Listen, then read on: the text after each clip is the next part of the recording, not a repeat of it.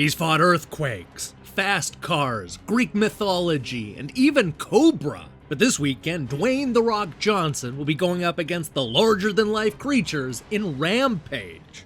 I'm not sure how this big Hollywood blockbuster is going to end, but I wanted to turn to the older games to look for hints. Turn back now if you don't want to know what happens next, because today we're going to be spoiling the stories and endings of Rampage World Tour, Rampage 2 Universal Tour, Rampage Through Time, and Rampage Total Destruction. This is Game Over, the early years.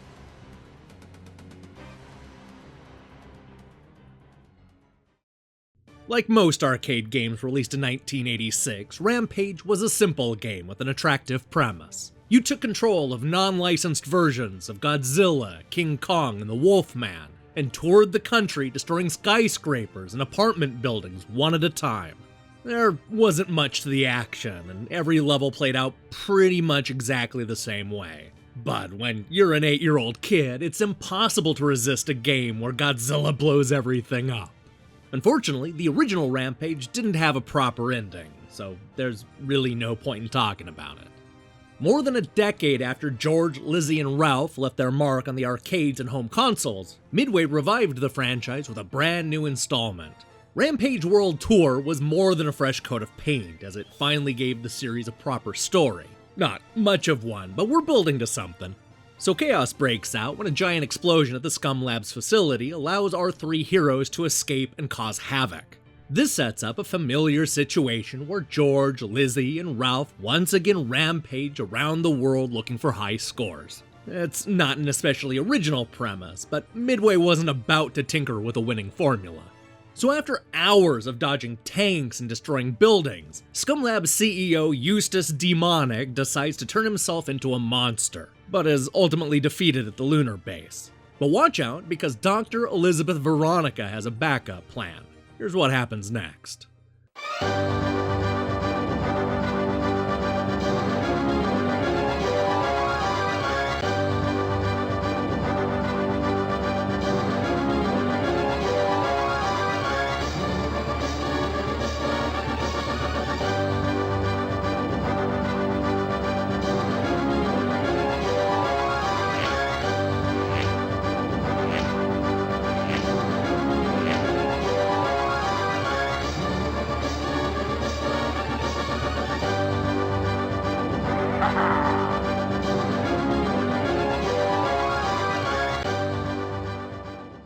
I guess Rampage World Tour proved to be popular because the oversized monsters returned once more in Rampage 2 Universal Tour on PlayStation, Nintendo 64, and Game Boy Color. This is where they first introduced us to the intrepid anchor of WBC, who shares more than a passing resemblance to the famed broadcaster Ted Koppel.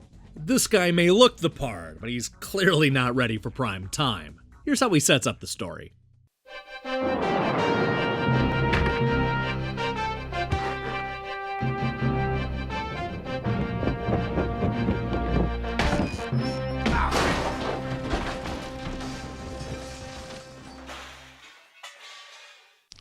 Good evening. In tonight's top story... Okay... In tonight's top story, the capstone of the Empire State Building was set today. Reconstruction of the world's major cities has now been completed.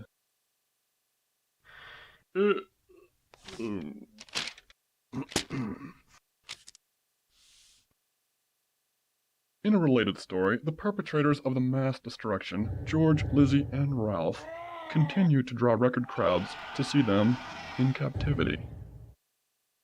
The monsters will now be separated for safety precautions. George will remain in New York, Lizzie is being shipped to Tokyo, and Ralph will be held in London. The markets were up sharply today.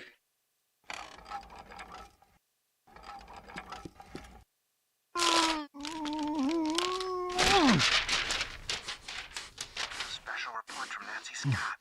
We have a live special report from Nancy Scott. Did you hear me? A live report from Nancy Scott. Announce it, you fool. And now, with a special report, Nancy Scott. This is Nancy Scott reporting. Oh my gosh, did you see that? Once again, Scum Labs have been unable to contain their genetic experiments. Military forces have yet to mobilize, and this report has reason to fear for her life. Public beware, get inside, lock your doors, your windows, and for goodness sake...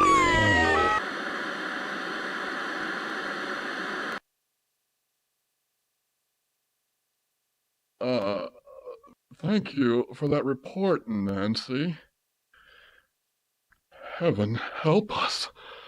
They're on a rampage! So things are a little different this time around.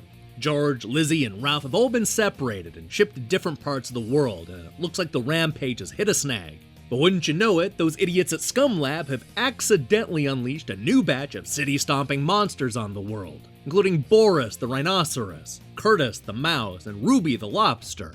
Their mission is to rescue the OG monsters and crush every building that stands in the way. Now, things take a turn for the weird when aliens invade, and this truly becomes a universal affair.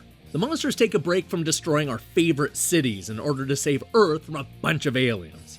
They also rescue Miakas, a green cyclops-like alien that's trapped in Area 51. This leads to the monsters blasting off into space, where they tear apart the aliens' homeworld and call it a day. Here's what happens next.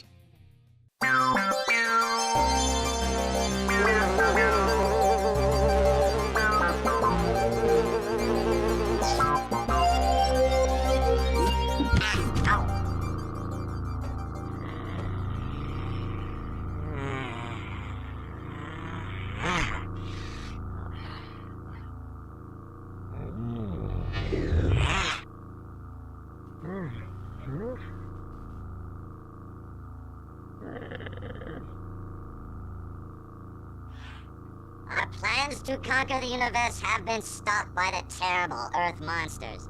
Though our cities lie in ruins, this is only a temporary setback. We will not be denied. We will...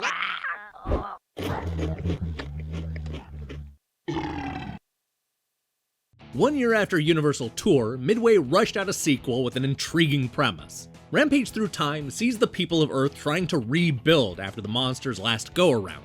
Impatient and in a hurry to get everything back to normal, humanity's top scientists have invented a time machine that'll speed up the process. There's just one problem. All of those larger-than-life creatures from the first game have returned to Earth and jumped through that time machine in an effort to cause even more damage. I would show you the cinema that sets this all up, but, well, it's basically a lot of this.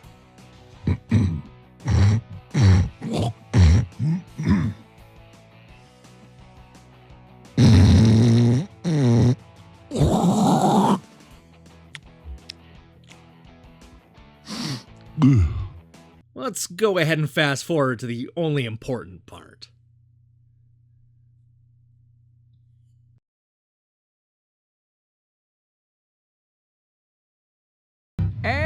Let me first say that there's absolutely no cause for concern, and furthermore, reports of any mishaps here at the lab are surely exaggerated. There was a minor incident earlier involving one of our huge mutant monsters, but we were quick to remedy the situation.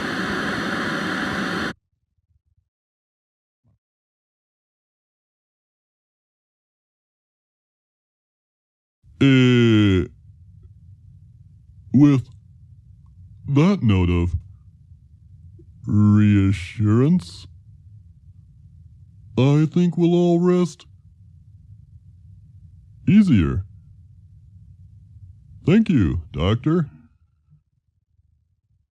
So this sets up a fun scenario where George, Lizzie, Ralph, Boris, Curtis, and Ruby all team up with a new character named Harley to destroy all of our favorite moments in time. It's like the kaiju version of Assassin's Creed. They blow up cities, fight aliens, and rack up a bunch of high scores. In other words, it's a Rampage game. If it sounds like I'm not exactly enthused about Rampage Through Time, then it's because I skipped ahead and already know how terrible this ending is. Remember how I had to fast forward through that intro cinema just to keep from falling asleep? Well, I'm not going to be able to do that with this ending, so you might as well grab a cup of coffee now or take a 5-hour energy before we see how this game wraps up. Here's what happens next. The chaos has finally ended. With the destruction of the Scum Lab monsters, people from all nations joined together in worldwide celebration.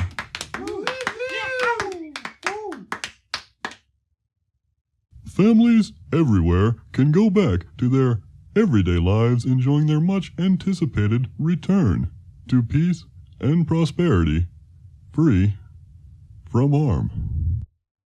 Good news, everybody. That's the last we're going to see from the slow-talking WBC anchorman. The bad news is that we still have another Rampage game to get through.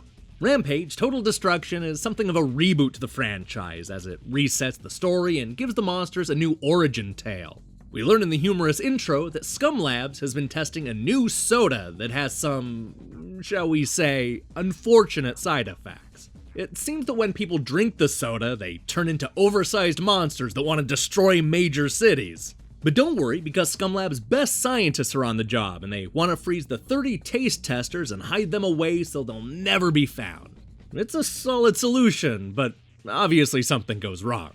At this point, you don't need me to tell you that monsters beat up a bunch of buildings, so let's just skip right to the ending. We pick up with the game right after George, Lizzie, and friends have destroyed the Scum Blimp. Here's what happens next.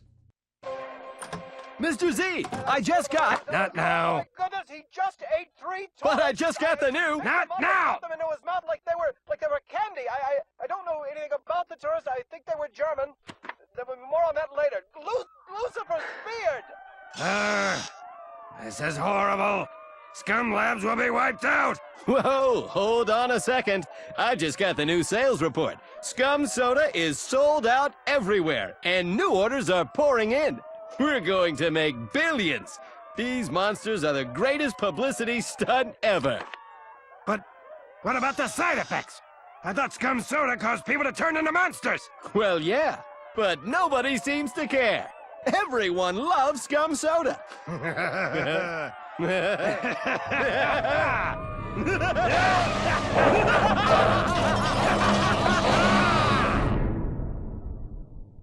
truth is, none of these endings are great. It's funny that people will always choose soda over side effects, and there is definitely potential in shrinking the monsters down to size, but none of these are especially memorable. My guess is that The Rock will figure out a way to kill the monsters, or at least have them turn on each other. But you know, I wouldn't mind seeing a shrink ray. How they would even introduce that technology without the audience laughing at the screen is not a problem I have to solve. As long as they don't bore us with long newscasts at the end, I think we'll be just fine. But seriously, Hollywood, it's not too late to include a shrink ray.